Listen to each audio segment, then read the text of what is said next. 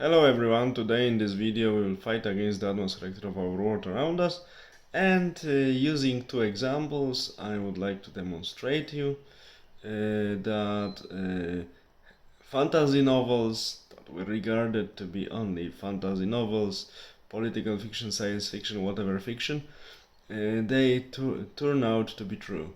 Our reality resembles more and more the situations that were presented in these so-called fantasy novels. I would call them novels that envision the reality. Some people would say prophetic. I don't like this word. I would like to say that the authors, using their knowledge, imagination, and sometimes their really spicy sense of humor, they predicted the nearest future a few decades ahead. One of the books I would like to refer to is a book which was published in 1970s by the French writer Jean Raspail, the conservative writer and activist who wrote a novel about mass migration from third world in novel from India to the Western world that was actually already undergoing the Western world itself, decomposition caused by stupid ideologies and lack of celebrating of its own traditions. Does it resemble something to us? And the third wave mass migration and the mass migration from the third world really flooded this. And in the novel, British royals had to marry some, at the end, opulent people from Pakistani oligarchy.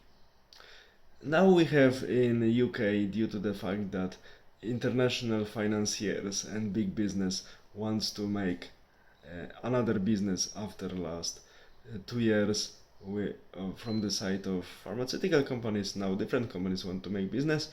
They placed on the chair of the Prime Minister of Great Britain the descendants of peoples who were formerly colonized by UK. So now we have, I would say, really huge slaughter of the history. So almost the situation from the novel of Mr. Raspel was depicted. So one of the rulers of United Kingdom openly and directly comes former uh, from formerly colonized nations by United Kingdom. So we can say that Mr. Raspel envisioned future quite well. Situation in France is not much better, and so on and so on. Another novel that I have to refer to that predicted many situations that happened, especially during last 2 years, when we had to struggle against the madhouse connected with the now currently not so famous Chinese microbe.